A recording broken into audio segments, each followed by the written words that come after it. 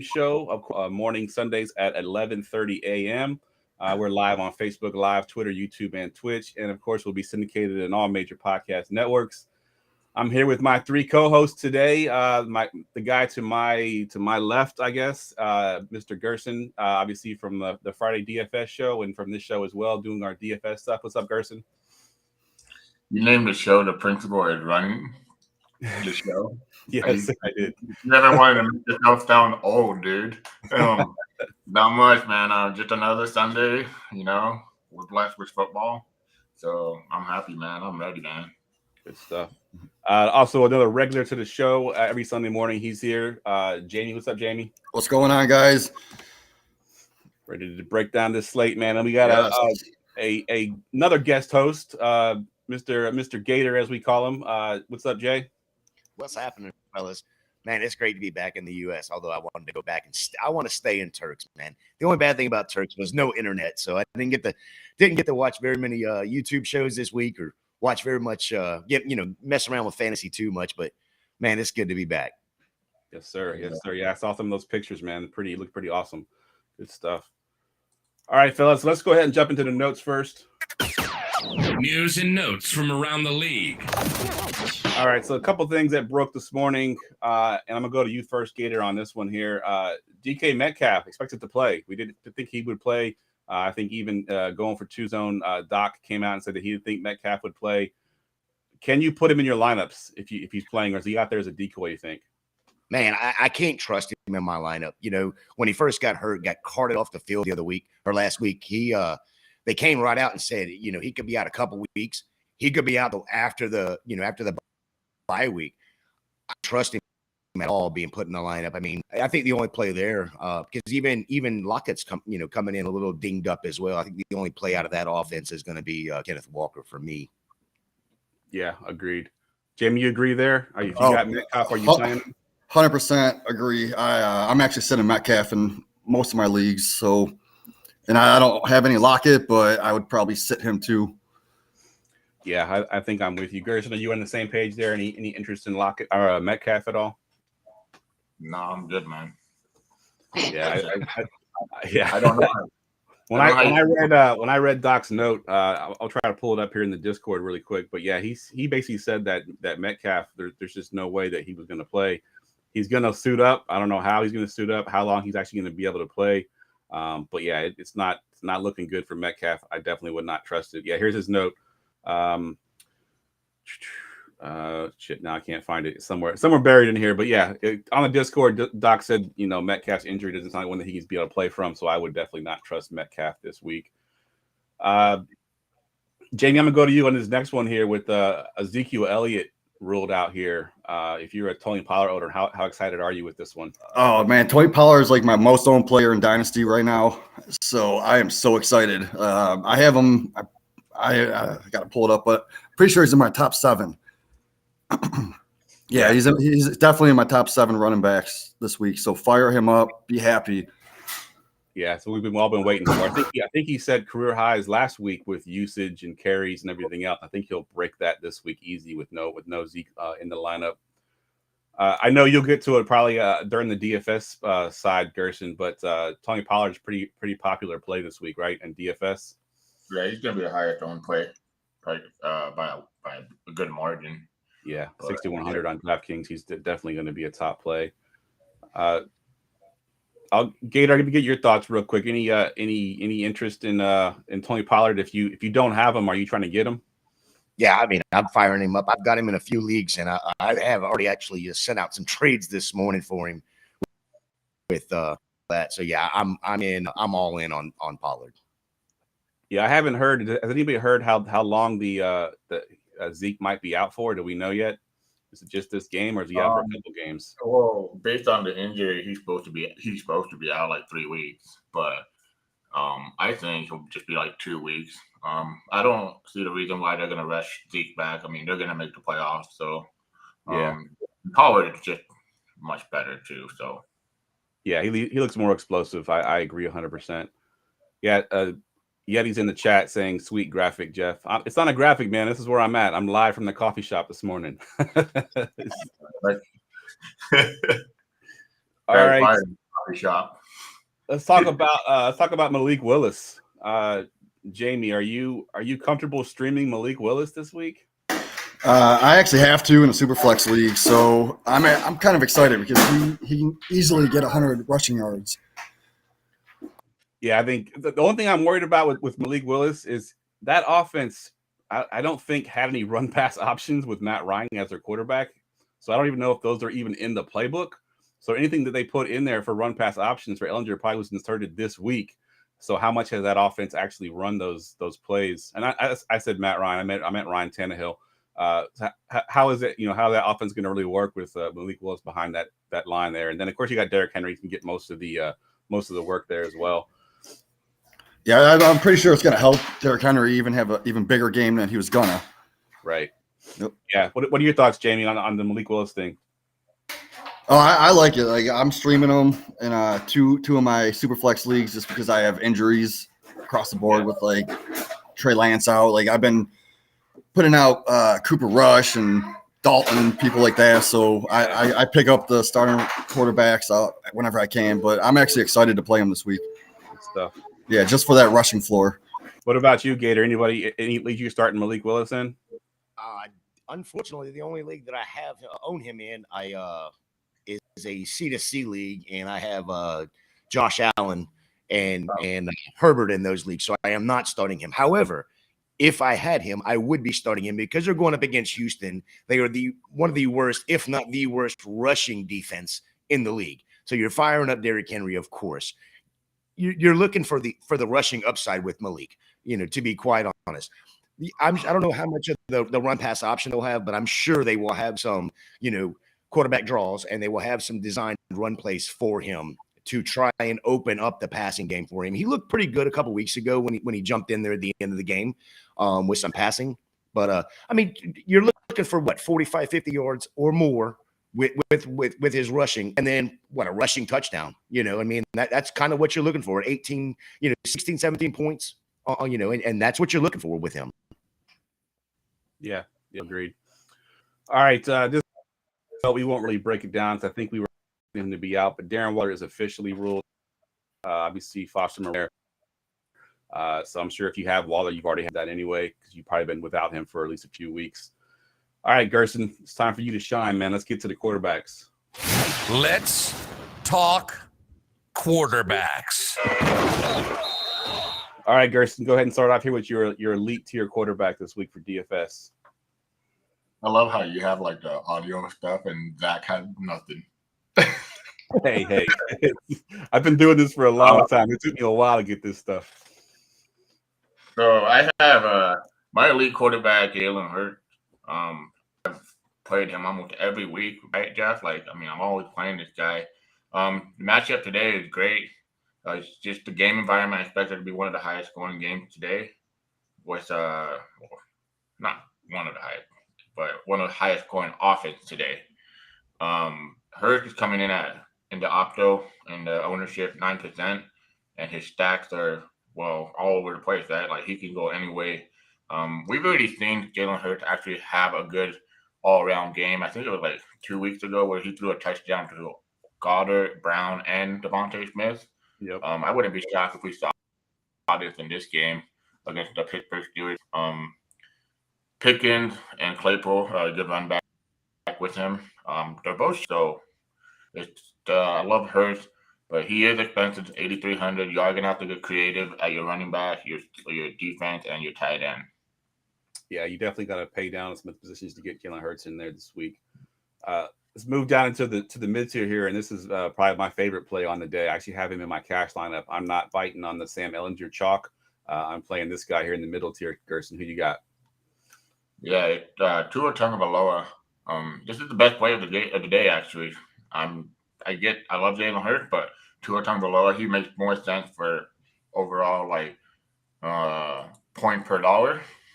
I think right now he's coming in at 14% ownership for a good reason. To give you some stats, what's his name? Tua Tagovailoa ranked third among quarterback in fantasy points per dropback at 0.54, and the Miami ranked fourth in passing yards per game, 296. But they faced the toughest schedule for quarterbacks so far, and they're still doing this way. This matchup is great, so I expect the expectation is a plus 9.8% above expectation on Tua Tagovailoa today. So I love that. I'm gonna have a lot of Tua today. I'm a little nervous though because it is expensive to go all over Waddle. What's their name? Amon-Ra, but Tyreek Hill. yeah, it's hard, but you have to get creative. I'm probably going to be playing a lot of wide receiver my flex in order to pay up for that stack. Yeah, I think I mentioned it on our Friday show that my stack of the week, I was going the opposite way there. I have Jared Goff, Amon-Ra, and Tyreek Hill in a stack because I do think that game's going to be pretty high scoring. Jared Goff's a different quarterback at home. So, but yeah, I love to. Like I said, I have him in my cash lineup. I'm not biting on the Sam Ehlinger chalk, which he's $4,000. He's dirt cheap. But getting into your value tier, you actually, when we talked about pre-show, you don't have Sam Ehlinger here as your value tier. You got somebody else. Talk about Malik Willis a little bit. I just don't think Sam Ehlinger is a good quarterback, to be honest. I get that he has just rushing upside, but I like to say this guy has a bigger rushing upside than Sam Ehlinger. He can actually, he has probably a 4.4 speed, 4.5. Malik Willis also has a cannon for an arm. Yeah. We saw it earlier in the season. We saw it in preseason. He just threw a big ass bomb to what's his name? Treylon Burke, caught it. He's $5K, very cheap. I'd rather go to him. I know it's $1,000 more, but to be honest, I'd rather get the ceiling of Malik Willis at probably 25 points, his ceiling, maybe, if he gets a rushing touchdown. And I can't see what's his name, Sam Ehlinger getting that much passing yards and passing touchdowns, But I do like the other reason I like it is because the matchup. It's the Houston Texans. The Houston Texans have allowed the most points to quarterbacks. So anybody that plays Houston Texans, they do great as a quarterback and running back, obviously too. But I love that. I think Henry running the ball is also going to help him because it'll allow him to feel more comfortable. They can do play action and he can roll out too. Yeah, I agree. And talking about earlier about Malik Willis and putting in plays in, I think this is even worse with Matt Ryan, the former quarterback. I doubt there's any RPOs in their playbook. So they've been practicing RPOs this week to get Ehlinger with the more comfortable. But how much are they good at that right now with Ehlinger as their running quarterback? So yeah, I agree. I think Malik Willis at 5K is a little bit nicer DFS play. It's time for running backs. Running backs. All right. So I know you're elite guy here. We talked about him on the Friday show. He has his own drop. So let me go ahead and hit the drop.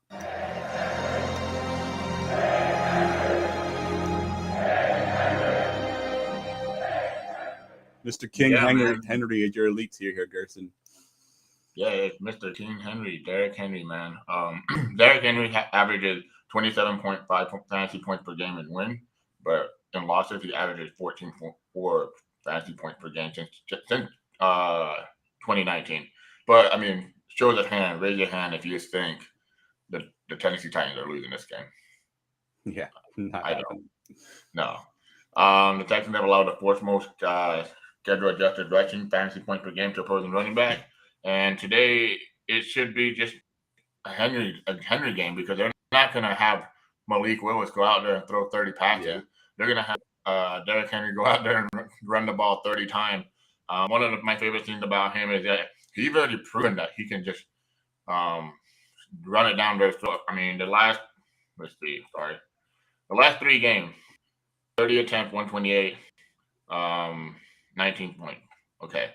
But then before that, that's not right. Oh, no, the last 3 games, 39 points, 250 yards at 7.5 yards per carry, 2 touchdowns. The game before that, 43 points, 212 yards, 2 touchdowns, 2 receptions, 52 yards. The game before that, 32 attempts, 211 yards, 3 touchdowns. That's just volume after volume. And the thing is, they won all those games. So if they win, Henry averages this much, and the Houston matchup, I'm all in on them, man. Yeah, I agree 100%. I think that you're right. That's going to be a Derrick Henry show. If if the Titans want to win this game, I think Eldrin throws 15 passes, and I think he's throwing 15 passes, and Henry's getting probably 30 plus carries easy. And Henry's one of those guys where he could struggle in the first quarter, he could struggle in the second quarter, but eventually he's going to break one. He's one of those guys that just wears you down, and the Titans stick with that run game no matter what. So I do think Henry's an awesome play there at 8.4. Mid-tier here, you got your boy Josh Jacobs here, 7.5. He'll be pretty popular this week, I think, as well. Dude, I'm going to ride that train, man. He's just getting the volume. And with Devontae Adams, the reason why I put him in the mid-tier now, I didn't have him. I was putting Kenneth Walker, but I saw Devontae Adams dealing with the flu. So him dealing with the flu, what's his name? Darren Waller had a tear in his vagina. Basically, I love the Josh Jacobs. They're just going to rely on him again, I mean, he's gotten over 69 carries in the last 3 weeks, and he's averaging almost probably 144 yards, 154 yards, 143 yards. I mean, that's bell cow, and he has 5. Damn, my math is almost off. 6 touchdowns. So if you want that ceiling at 7,500, I mean, if you're getting that many points, that the price should be like 8,500 at least, But I'm going for volume. I love Jacob this week. Matchup is great against the New Orleans Saints. New Orleans Saints defense is not as good as it was the last couple of years. It's really falling off.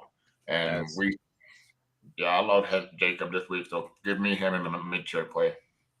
Yeah, and real quick, I want to go to Gator and Jamie on this play as well, just from a season-long standpoint, and just get your sort of think back to the preseason on Josh Jacobs and the narrative around how he's going to be phased out of the offense, and it's going to be Zamir White and all this stuff. What are your thoughts? We'll go to you first, Gator, on this one. What did you do with Josh Jacobs if you had him in your lineup in this offseason? Were you trading him away, or did you stick with him?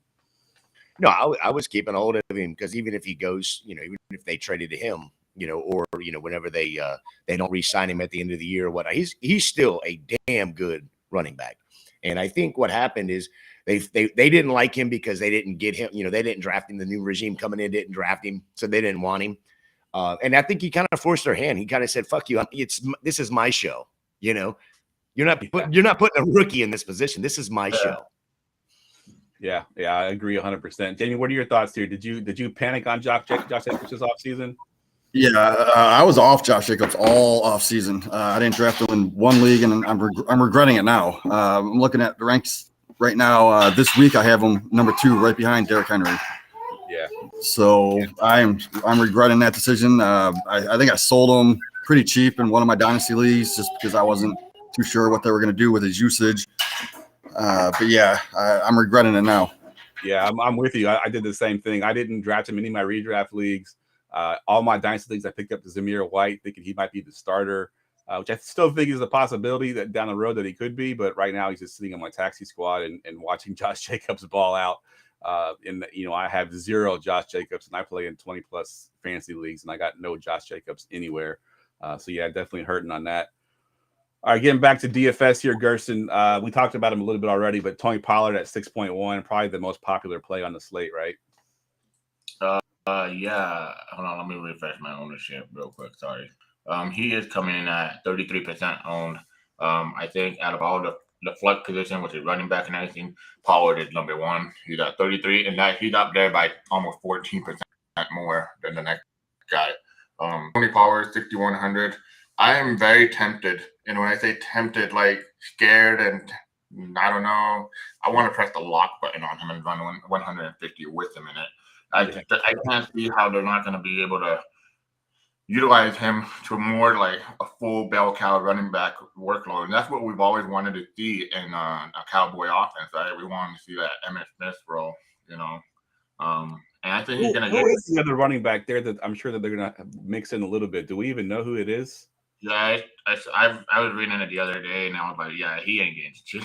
He ain't getting nothing. Hold on, let me find it real quick. Is it the rookie from Florida, Malik? No, Malik Davis. Yeah, Malik Davis and Quadra Alderson. So I don't see any of those guys. And they love Tony. There's a guy named Aaron Shamplin. Never even heard of that guy. Yeah, But they're Rico Dowell's their other all-purpose back. yeah, it's definitely in the Tony Pollard show. That is for sure.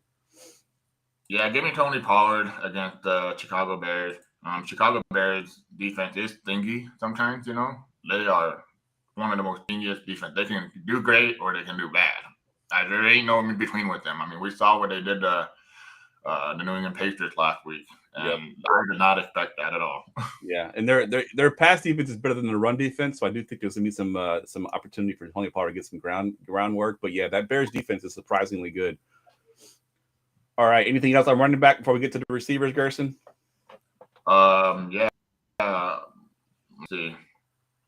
Play Ramondre's defense, and I think he's a great pivot point to a leverage. I'm still in on Ramondre. He's 6,400, I believe. So get some Ramondre in there. Good stuff. All right, let's get to receivers. And now, wide receivers. Looking here at the three receivers you've got listed: elite, mid-tier, and value tier. I feel good about my cash lineup because I have all three of them in my cash lineup. So go ahead and talk about that elite tier guy there first. Yeah, man. I love that. That's a great idea, Jetty. You can stack. Sorry, guys. On the chat row, Jetty Express, I said, hey, Pat and Stevenson stack looks solid. That's a correlation that looks pretty good too. Pat defense or Patriots defense. But no, man. At wide receiver, I said that the stack that Pollard was the highest owned player, right? The second highest is Tyreek. I don't call him Tyreek. I call him Tyreek because he's a freak. And he's honestly one of my favorite players to watch on Sunday. And even more now because he plays for the Miami Dolphins, not the Chiefs. As a Raiders fan, yeah. You hated him in the Raider fan. Yeah, I gave a crazy stat just real quick on Tyreek Hill. So in Dolphins history, players with 10 catches and 150 yards in a game, Tyreek Hill is the leader. And he's played, 7 games for the Dolphins? He is the number one with 10 catches, 150 yards. He's had more than anybody else in Miami Dolphin history. You know, even going back to Dan Marino days when he was throwing the ball over the field, he didn't have any guys doing that stuff. So that's a pretty crazy stat right there. I think he's got 3 of them this year. Tyreek Hill does. Sorry, Griff, I didn't mean to cut you off. Go ahead and finish up on your Tyreek Hill there. No, you're good, man. It's kind of crazy to think that, right? Because I mean, Miami Dolphin history, damn. They've been around for a long time. So yeah. But Tyreek Hill, the thing that I love the most about him is that he just had these things you call a slate breaker, and he can legit break this slate. If what we talk about Tua is true, which it is, Tyreek Hill is gonna smash today. I'm gonna have a lot of exposure to him. My worry is how I'm gonna form my roster. You're gonna have to pay up $8,500 and then $6,200. Or is it 61 or 62 for Tua? 62 for Tua. That's not cheap. And then you're gonna have to get different with your third wide receiver. But Detroit Lions, I already talked about this on the Friday show, but I'll talk about it again. They are in a dome. Tyreek Hill is going to be extremely open in a dome environment. They're the worst defense both ways almost. I think ranked 29th in DVOA against the run and ranked 30th against the pass. This environment could shoot out. Hopefully, Detroit keeps up, and this game could be if you don't play this game, it could bite you in the ass very bad. Yeah, agreed. All right, this guy in the mid-tier, before you talk about him, I want to get Gator and Jamie's thoughts here from a dynasty perspective and what they thought of this guy preseason and what they think of him now. Chris Olave, Gator, we'll go to you first. Oh, I was all over Chris Olave. I picked him up in the rookie drafts everywhere I could get him. Unfortunately, I was in that mid, 5, 6, 7 range, picking. So I love him, and I loved his landing spot with Jameis Winston. I didn't think it was going to be as good, as it has been.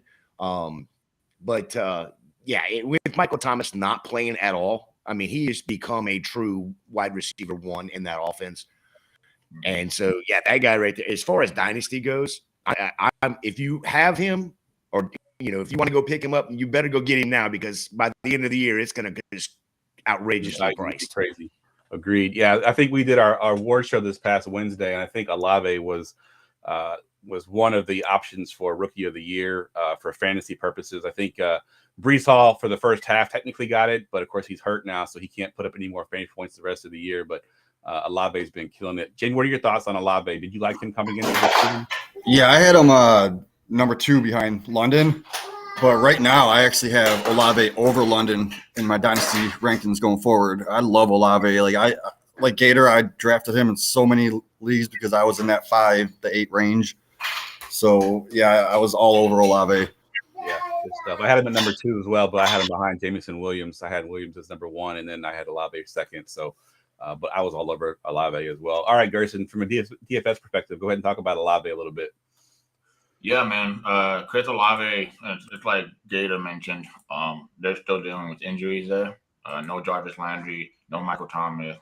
I don't even know if Troutman playing, but it don't matter very much. But Olave he's so. I was wrong on him, man. Like I liked him, but not as much as probably you guys did. He's just killing it, man. He goes out there, just gets wide open. Like when I say wide open, there's a lot of time where she just easy catch, and then the defensive players have to catch up to get him.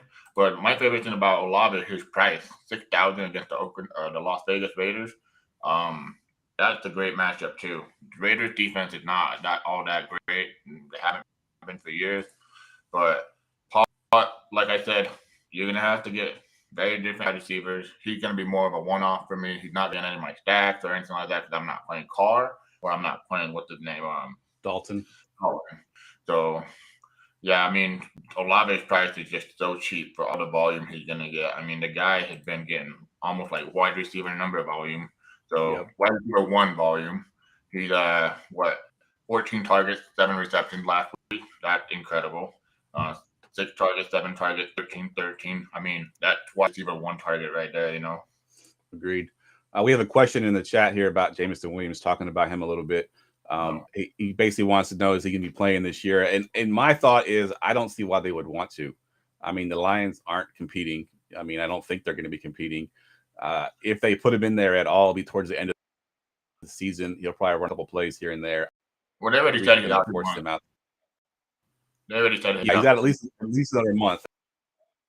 The Lions will be in it, so I don't think that there's any reason to kind of get a feel for the game. You know, he'll run a few routes. I don't think he's going to be used enough to be valuable in fantasy. That's for sure. Yeah. All right, Gerson, let's move down into your value tier. You got a value tier, and then you got a 3K value tier. Go ahead and talk about the 3K value tier first, because we have a question that from Yeti as well. Earlier in the show, he asked about Van Jefferson. Is he worth mentioning at 3K? You have him on your sheet here. So what are your thoughts of Van Jefferson? Yeah, man. Jefferson, to me, he's back from his injury. He was on the IR. He had surgery on his knee, right? It was. I can't remember, but yeah, I think it was a knee injury. Yeah. But anyways, this guy last year, when he got volume and got reception, got target, he's performed very well. I mean, this last season, these are some of the games he's had: 16 point, 21 point, 14 point, 11 point, 18 point, 16 point, 14 point. But that's when he gets volume, right? This year he is right now he is $3,000, the cheapest you're gonna get him. He is 3% owned, which is a great leverage play away from other cheap wide receivers that there is. I think I'm gonna go with Jefferson quite a bit. I actually have I think when I ran my 150, he was in 30% of my roster. Wow. So that gives you an idea. That's about 40 rosters or so. But that's the way I'm going to get really different with value. Put Jefferson in. He is one of those wide receivers that could legit have only a 6-point game. Yeah. But that's the risk you're taking with a 3K wide receiver. But he can also have a 10, 12-point game. I have to get different for value because I'm stacking Tyreek with Tua. I'm stacking Cousin with Jefferson. I'm stacking what's his name? What's the other? Hopkins with Murray. It's just I have to get different. But that's the way I'm gonna get different. That ownership is a leverage play for me. I'm just hoping for 1 touchdown.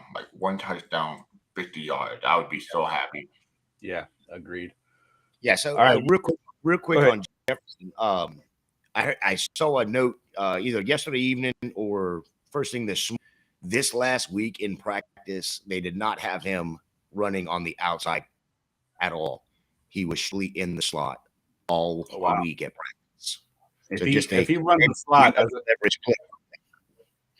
Yeah, as a fan of the 49ers, if he runs in the slot, he'll have a field day because we are so injured in the secondary, and the slot corner is the one that's been getting burned a lot, as well as our safeties too, because we're missing one of our top safeties back there. So if he's in the slot, then I love him even more because he'll get those targets there. Now I do think that Cooper Kupp will obviously work in the slot as well, but Jefferson, if he's in the slot, he definitely has a good advantage there. Go ahead, Gerson. Another pivot, I know I already mentioned about value-wise too, but another pivot is KJ Osborne. Low owned, 2% owned. He is 4,200. I think it's a great pivot away from Justin Jefferson. And I'll be honest, I am not a big fan of playing Adam Thielen. I don't like playing slow wide receiver. No, I'm kidding. I just don't see the ceiling with. I don't see the ceiling with Thielen. Gee, that was It's a tongue twister right there.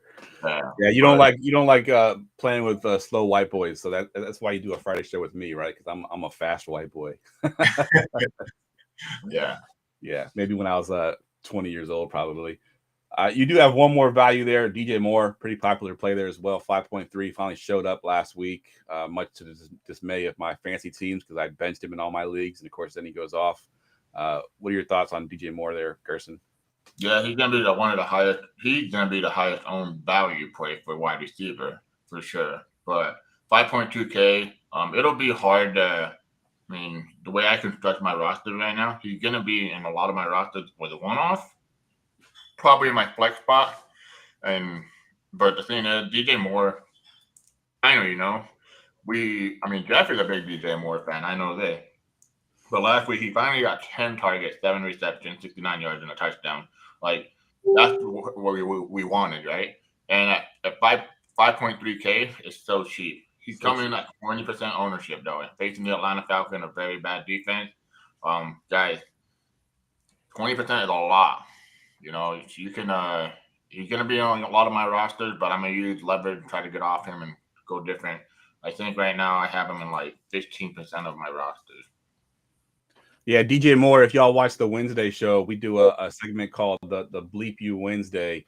And DJ Moore was my Bleep You because I benched him in all my dynasty leagues. And then in one of my redraft leagues, I actually dropped him. And then the person I was playing against added them, played him against me. So I had to lose that game watching my former player beat me with like 25 points or whatever he had last week. It was pretty upsetting that DJ Moore burned me like that.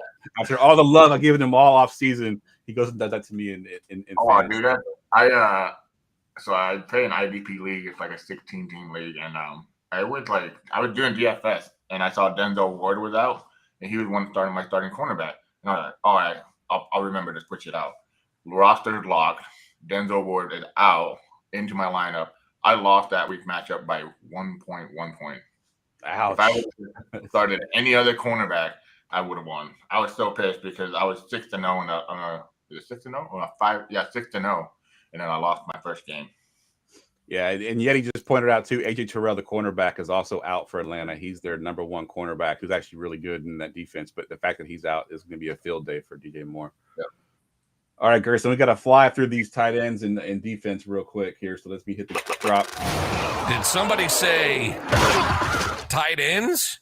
All right, let's fly through these tight ends real quick. Give me all three of them: elite, middle tier, and value tier. George Kittle, Debo's out, 5.7K. You're gonna get volume. Pat Freiermuth, the Moose is loose. Great matchup against the Philadelphia Eagles. Great game environment against the Philadelphia Eagles.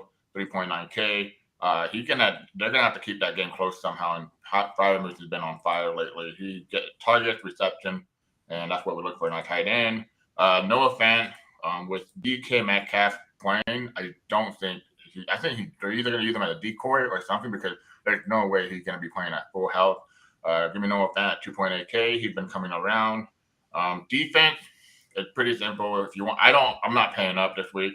I have to pay down because that's the only way I'm going to get to all my stacks and my rosters. But if you are going to pay up, the defense you want to pay up is for the Dallas Cowboys defense. Dallas Cowboys defense has been overall pretty freaking impressive this year. They They face a lot of. I mean, they force a lot of sacks and get interception. I mean, it'll be worth it. Last week they did it at 4,000 price tag, and they got 22 points. But the other defense I'm looking at is the Patriots defense. If you know anything about me, I always play whatever defense is playing Zach Wilson. Yeah. I just don't like Zach Wilson. I think he's a terrible quarterback. I'm done with people telling me that he's going to be a thing. I just tell them you don't know football if you think Zach Wilson's going to be a thing. The Washington Commanders, they are the value defense of the week. They are cheap. They're going to be the highest owned defense. I'm going to try to pivot away from them because I can't see if Ellinger is just going to run the ball or, they're going to play very conservative. Yeah. Then I'd rather go to a team that, like the Jets, who are probably just going to – and the other thing is the left guard is out for the Jets. That is huge. And he's a – Tucker, he's a monster. So I'm pretty sure – what's his name? Belichick's going to find a way to exploit that. Yeah, I was going to mention that about the Commanders as well because they are the chalk defense this week, and I'm with you. Like when I play defense, at least I want sacks and I want interceptions. And if Elgin is just going to run the ball every damn time, there won't be opportunities for sacks. There won't be opportunities for interceptions. It'll be a very conservative offense. So you're basically relying on the Commanders to keep them out of the end zone and not score any points. So I'm off the Washington Commanders, and I'm looking at other defenses where I can get sacks and interceptions and possibly even a pick six. I just don't see it happening in that game with the conservative game plan that they'll have. All right, Gersh, that wraps up the DFS pot, man. Thanks again for coming on, and I'll let you go because I know you got to build all your rosters and do all your fun stuff for Sunday. But great stuff, man. Hey, Gator, nice to meet you, man, and on video, obviously. Jamie, peace out. Yeah. Geoff, much better. You guys have a good weekend. Have football. Have fun. Peace out. Yeah. Good luck, man. See ya. All right. No House Advantage, guys, is changing the game, playing pick'em style contest for a shot to win $150K. Get the No House Advantage for app and use our promo code GF2 to get a deposit match up to $25. Bet on 5-player props, over and unders, individual player matchups across all major sports leagues, including MMA, NASCAR, and PGA. Again, our promo code is GF2. Use it at nohouseadvantage.com or get the app in the App Store and get your first deposit match up to $25. No House Advantage because it's not how you play, but where you play. All right, fellas, start things here. A couple that are written down here, but Jamie, we're going to go to you first. You got 2 quarterbacks there. You got some guys. Yeah, this is one of my dynasty leagues. I have Joe Burrow and Kyler Murray both in my top 5. I just don't know which one to play. So yeah, we'll go ahead and go to you, Gator, first. What are you thinking here for these 2 quarterbacks? Good choice to have, obviously, with these 2 guys. Yeah, this is a horrible choice. I mean, golly, can you find any 2 worse quarterbacks? That's like having Allen and Herbert in a lineup. I mean, golly. I mean, if you had to only pick one, I'm probably going to take Burrow. Just because of the extra weapons he has. I mean, Murray had, with Hollywood being down, you got D-Hop being back, but D-Hop's a solid guy when he's at 10, 12 yards and making that cut. He's not that deep threat. Whereas with Burrow, you still have Higgins, you still have Boyd, you still have Mixon. We don't even know what they have in that backfield other than Eno right now and down there in Arizona. So if I had to choose between these 2, it would definitely be Burrow for me. Yeah, I think I'm going Burrow too, and I own Murray in a lot of leagues. Obviously, I'm not benching him. I don't have the luxury of having Burrow on my bench. But Murray's frustration for me is like for the first 3 quarters, you're like, what is he doing? Like, why is he not running? He's not throwing any touchdowns. And then all of a sudden it's like panic, frantic 4th quarter. All of a sudden he's putting up all these points. I'm 45 years old, man. I can't be going through those things. I might have a heart condition or something. So I'd much rather have Burrow, what he did last week. Obviously came out in 1st quarter and put anything to rest, just blew up in the 1st and 2nd quarter. And Burrow typically does start a little hot. Obviously he's without his main weapon, Jamar Chase this week, but Tyler Boyd balled out last week. T. Higgins is still really good. He's got Joe Mixon who can catch passes. So it's Burrow for me as well. All right, yeah, I'm gonna slide Burrow in because right now I got Murray 1 spot higher just because of the rushing upside. But I think I'm gonna switch it out, go with Burrow. Plus, if I'm down by a few going into Monday night, I got something to root for. I mean, I know they're playing the Browns, but you got to put that Monday aside. Night Yeah. Monday Night Hammer. All right, Gator, let's go to you. You got a couple options here. Who you going with? What are your options here? Well, I mean, we've already talked about Henry. I think that's a smash play. We talked a good bit about Tua. We talked a good bit about Hill, stacking those two. But I also think you should, if you don't have Hill and you have Waddle, you're playing him. Because that is going to be a shootout game for me. Two not so great defenses in my opinion. And we've seen shootouts with that Miami defense, and of course with the Detroit defense. So I think that's going to be, if you want as many players in that game as you can get, in my opinion. I think even if you have Hill, put Waddle in there with him, because they're both smash. So yeah, I was just gonna say if for some reason you have Hill and Waddle, probably Dynasty League is possible. Sometimes you're worried about playing two receivers from the same team. I'm not worried about those two. I'm putting those two in my lineup if I got both of them. I think it's a smash play. They're both going to get. I think when Tua came back the first game, I believe Waddle had 10 targets, something like that. He's getting tons of targets. Hill's getting tons of targets. So yeah, I agree. I think you're putting Hill and Waddle in there if you got both of them. So I have a quarterback situation in one of my leagues too, my redraft work league. And actually, I think this might be our writers league, maybe. But it's two quarterbacks that aren't quite as good as Kyler Murray and Joe Burrow. But I got Jared Goff going against Miami, or Geno Smith going up against the Giants. I'll go to you first, Gator. Who should I start here in this matchup?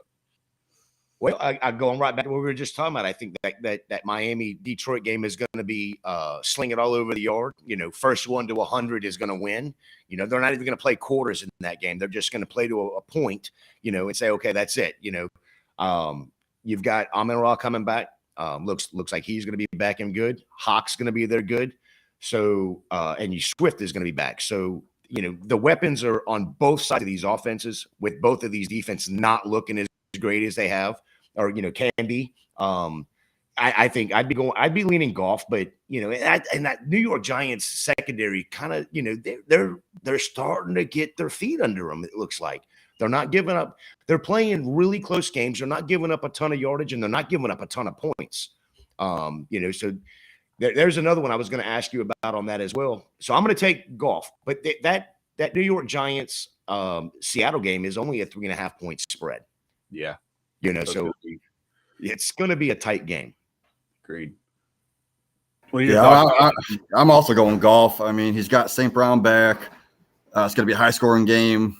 With Geno, I mean, we don't know what's going on with Lockett. We don't know what's going on with Metcalf. So I'm going to stay away from Geno this week and just play Goff in that high-scoring game. Yeah, I think that's the way I was leaning too. I think I mentioned earlier Goff's a better home quarterback than he is a road quarterback. Last 2 seasons in Detroit, he's averaging 19 points at home, only 11 points on the road. And this year in 3 home games, he's averaging 26.5 points.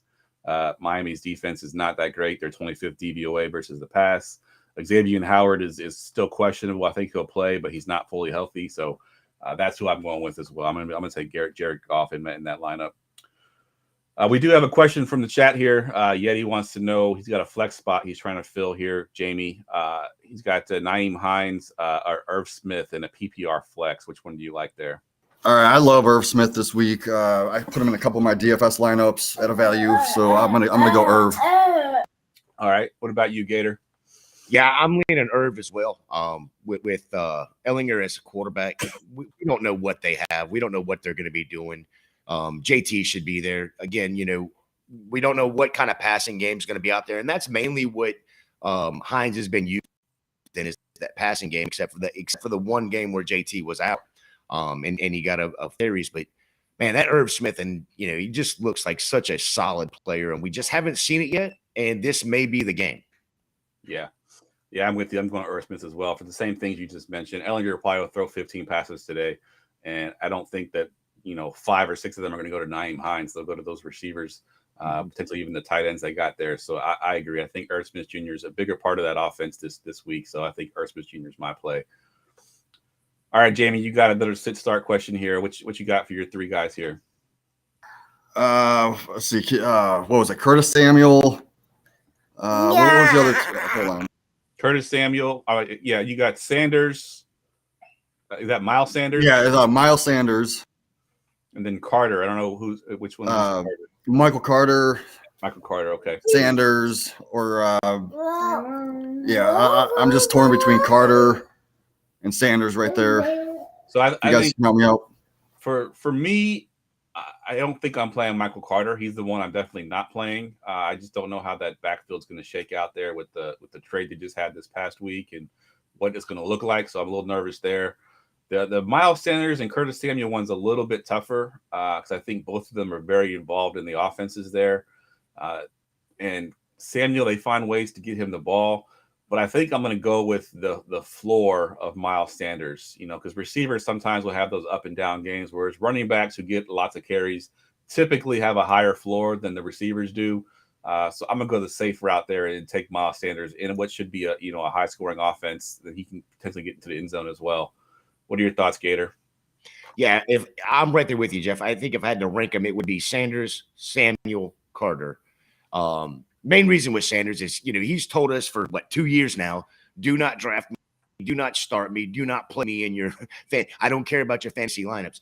And then the last 2 weeks, he is blown up, and made all of the dummies, me included, that didn't go get him look like dummies. So yeah, Sanders is a smash play. They're using him a lot more. And they're using him in goal line situations as well, and not just giving the ball to Gainwell. All right, we got a really ugly one here in the chat that I'm going to bring up. This one, I feel bad for this. I thought my Geno and Jared Goff was bad. This one's pretty terrible. Jimmy G or Mac Jones, Jamie, who you going with here? All right, so Helena, she's actually here with me right now. I think I'm going to just go with Jimmy G because I like the Kittle play. Ayuk, I know Debo's out, but they're going to use Kittle and Ayuk a lot. And then you got the new weapon with CMC, so that gives you another passing option. Mac Jones, I mean, he got benched after 3 drives last week. Yeah. So I'm not going to trust it. I mean, they could put Zappy in again. So go Jimmy G. Yeah. What about you, Gator? Are you on the same boat here? Yeah, absolutely, 100%. I want to go Mac Jones right here, but I don't think you can. You're playing to win. You want the points, and you don't know if this guy's going to play a full game, let alone a half. I guess we have that question with everybody, with injuries, but this guy could be healthy and not play the full game the way that they've been running that offense with Zappy. So, yeah, it's got to be Jimmy G here. Yeah, it's Jimmy G. And even as a Niners fan, I'm like looking at Mac Jones. Like if this was like 3 weeks ago when Mac Jones was healthy, I'm probably going Mac Jones here. But Jimmy G, as much as he frustrates me as a Niners fan, he does, occasionally have some nice passes. Him and Ayuk seem to have some chemistry. We mentioned CMC. I'm sure he's got some packages that are going to be screen plays. He'll probably pick up some of those Debo type plays, the quick screen off the line that he can turn into a touchdown. So yeah, it's Jimmy G for me as well. All right, Gator, you got another one, 2 tight ends here you're looking at. So go ahead and talk about these 2 guys.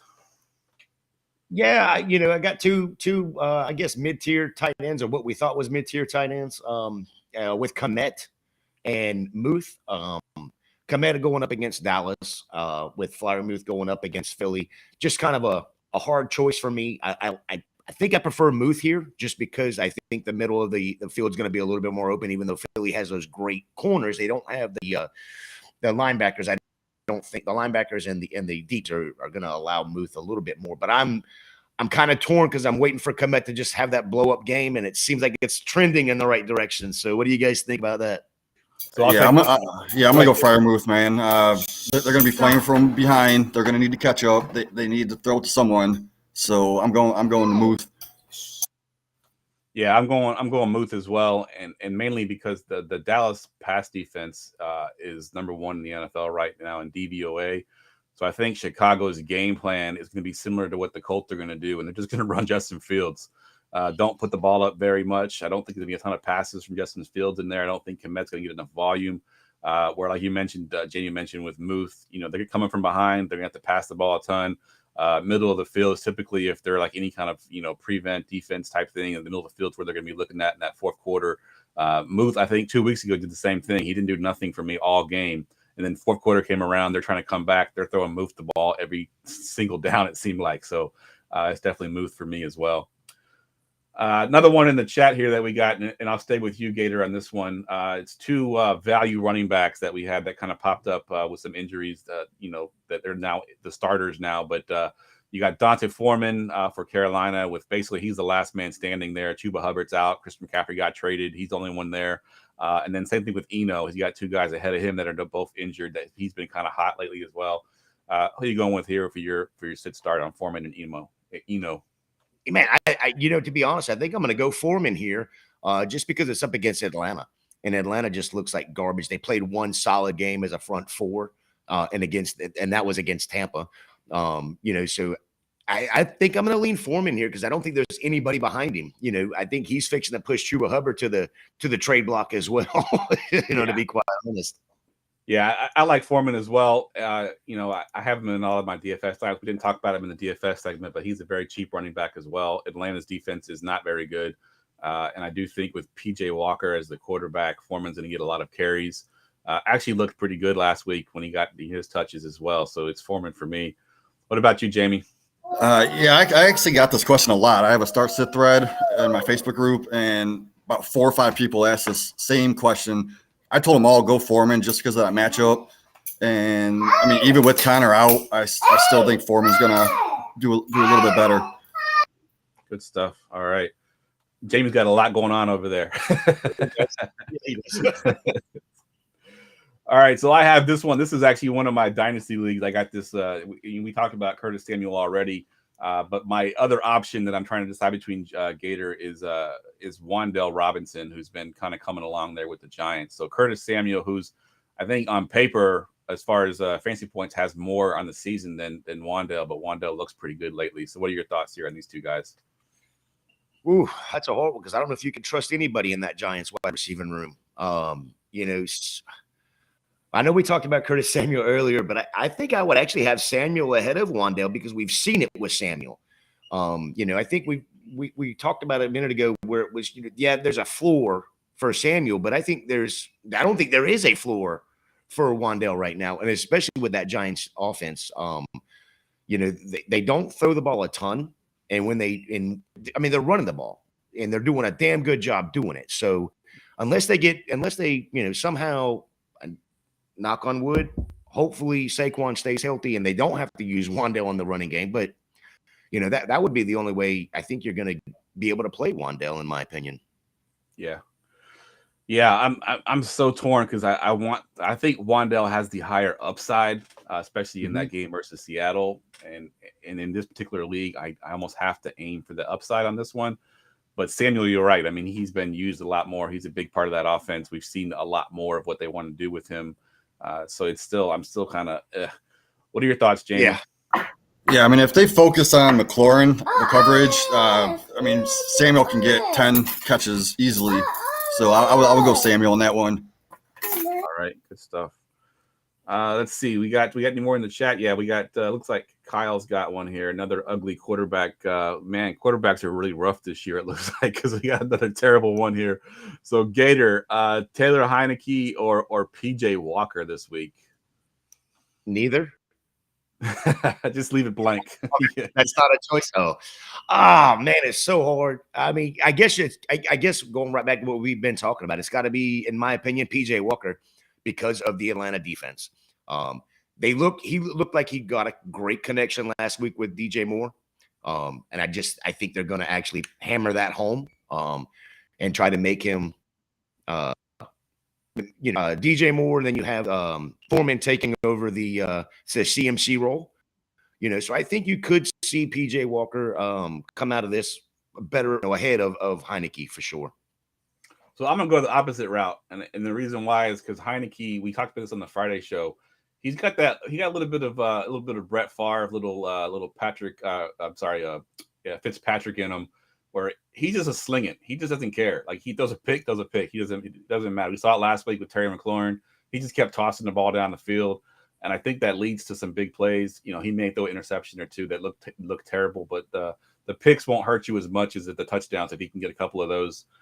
So I'm going to go Heineke. I think Walker plays a little bit more conservatively in this offense, especially against Atlanta. It might be a run-heavy game plan with Foreman. So I'm going to go Heineke on this one and hope for those big plays like he had last week. What are your thoughts, Jamie? I mean, honestly, you just flip a coin, but I'm gonna go Walker just for that rushing upside, and I don't know. They're gonna need to score some points somehow, so just hope for the best. Yeah, and yeah. Looks like two for Walker and one. What's that? I was gonna say Rashad Higgins just got ruled out as well, so there goes a wide receiver out. Another wide receiver out. Kyle's got one more here. A couple of bottom tier receivers. We talked about KJ Osborne a little bit earlier. Gerson likes him a little bit in DFS, but KJ Osborne, Khalif Raymond, or Ben Skoranek. We'll go to you first, Gator. Yeah, I think it's Khalif Raymond. Going right back to what I was saying earlier, I want every piece of that high powered, both sides of that offense with the Dolphins and Detroit. There's going to be a lot of balls for everybody for me. Yeah, I think I'm Khalif Raymond as well. I do like KJ Osborne in DFS because he's so cheap, but I don't know if I can put him in my season-long lineups. And Ben Skoranek, I think, loses value with Van Jefferson coming back. I think Skoranek is the odd man out there, so Jefferson kind of steps into that. Yeah, the other side of Skoranek is he's going up against a pretty damn good defense with San Francisco, so that would scare me off of him. What about you, Jamie?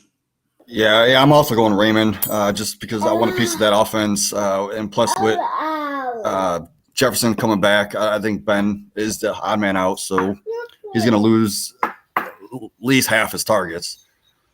Yeah. No. I got one more sit start, then we'll get to some bonus topics here. We got a few minutes left. So this last one is one of my dynasty leagues as well. I got to start two of these guys. I got Alec Pierce going up against Washington with obviously Ellinger at quarterback. Hunter Renfrow versus New Orleans. Josh Reynolds versus Miami. And Allen Robinson versus San Francisco. I got to start two, Gator. Who are you going with here? I think I'm going to go with Hunter Renfrow. Would be one of them. Main reason there is Lattimore is out for New Orleans, so they're depleted in the secondary there. And then, man, I want to say Josh Reynolds because again, that's part of that that offense. But I think after hearing that Allen Robinson, they starting to build a little bit of chemistry. I so bad want to get off of Allen Robinson. I think I got to give it one more week though. Against San Francisco, right. I mean, he doesn't. Yeah, I'm going to go Allen Robinson, Hunter Renfrow. I'm going to stay off of Alec Pierce just because of Sam Ellinger, and then Josh Reynolds. I just at this point, I think I've got too many pieces of the Detroit offense. Your whole lineup is just the Detroit Lions and the Miami Dolphins. I like it. Miami Dolphins. That's it, all of it. What about you, Jamie? Where are you going here with these four receivers? So can you name them again one more time? I'm sorry. Alec Pierce, Hunter Renfrow, Josh Reynolds, or Allen Robinson. I got to start two. I'd probably sit Pierce and man, that's tough. Yeah, sorry. I'd sit Pierce because I don't know what's going on with that quarterback situation. So I would go Renfrow and Allen Robinson. Okay. Looks like both of you agreed there, Renfrow, Allen Robinson. We got another one here in the chat that I want to make sure we get to from Jason T. He wants to know, is he starting Antonio Gibson or Kareem Hunt, who's been talked about, and get some trade rumors there, Gator. What are your thoughts here on these two guys? I'm not starting Gibson. We don't know what's going on in that offense. We don't know what his timeshare is going to be. Same thing with Robinson, though, in that offense. We don't know what their timeshares are going to be. With Hunt, with them, from what I understand, they actually dropped their offer or their asking price for him. I think they're going to try to run him and then try to build that offer back up a little bit, or try to build that asking price. So for me, it's definitely Hunt.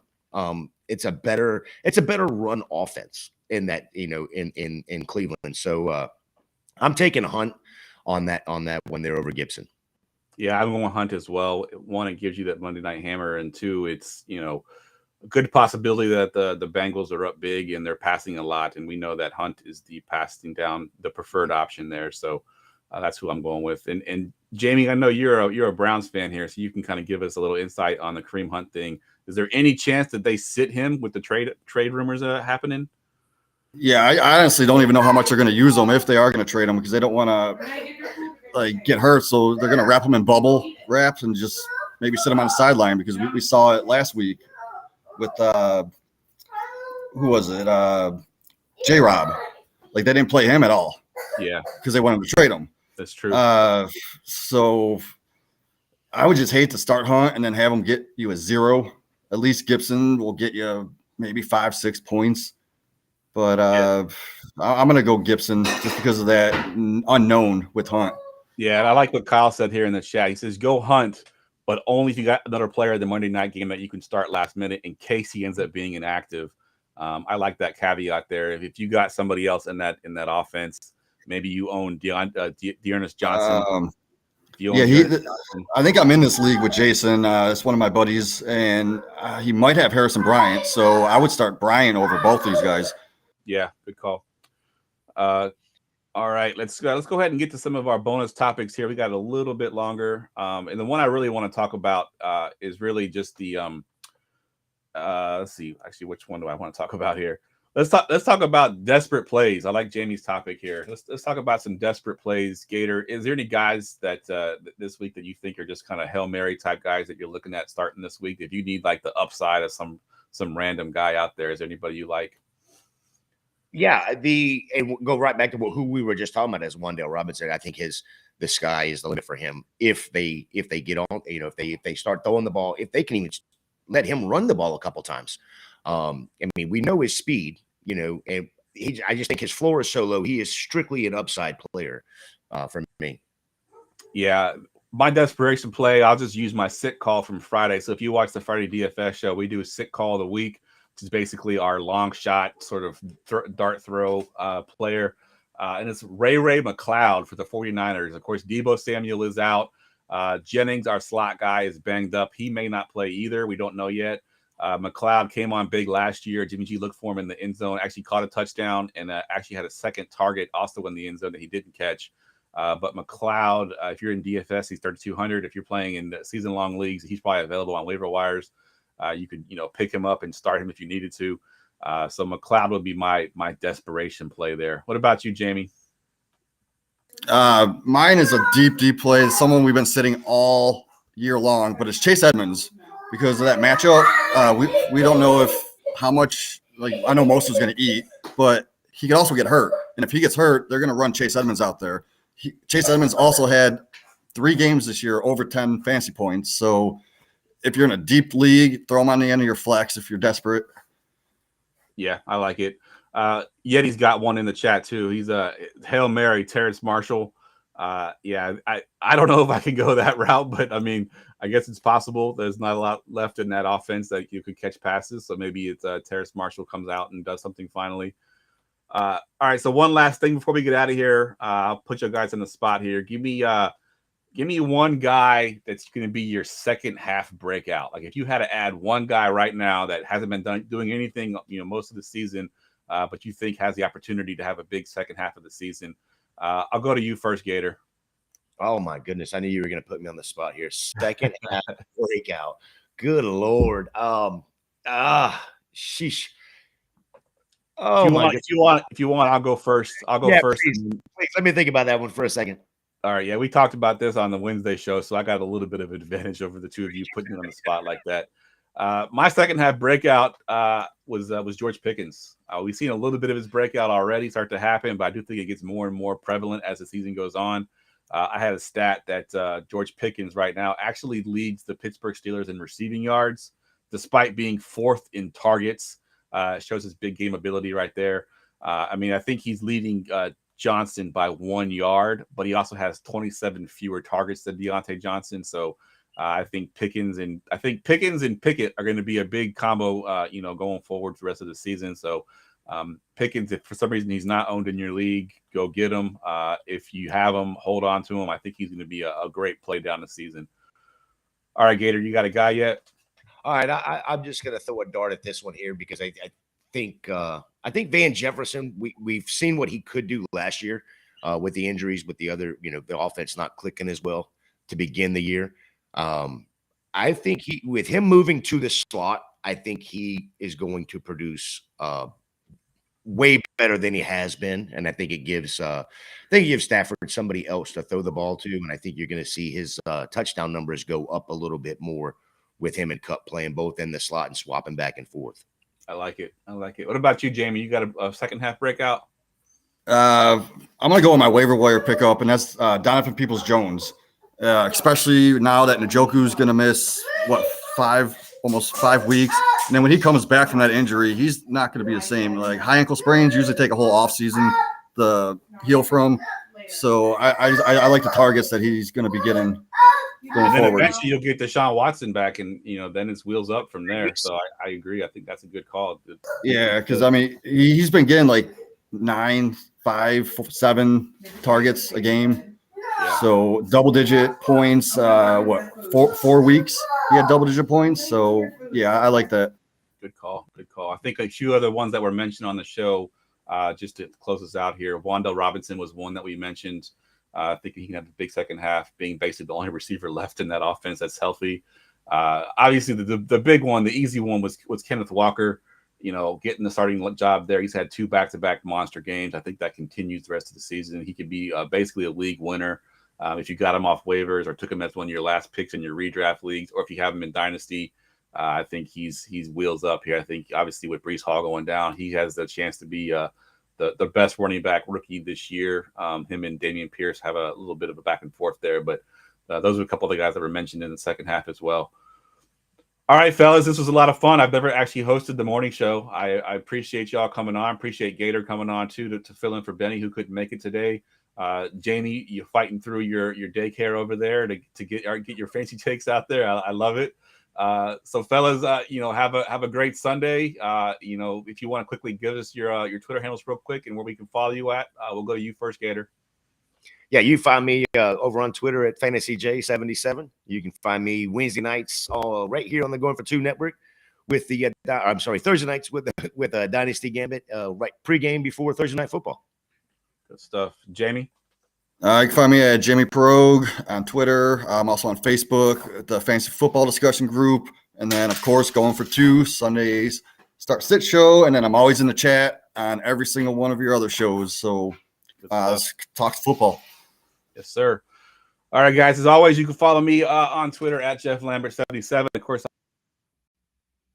Friday night seasonal show with Ryan Searfoss, and then the Friday night DFS show with and Tim. We had just had a Halloween show, so if you haven't caught the Halloween show yet, go back and check that out. We have some great costumes that we had. But for Gator, for Jamie, I'm Geoff. We will see y'all next week. Lock it. Hit the wrong drop on that one. Let's get the outro music.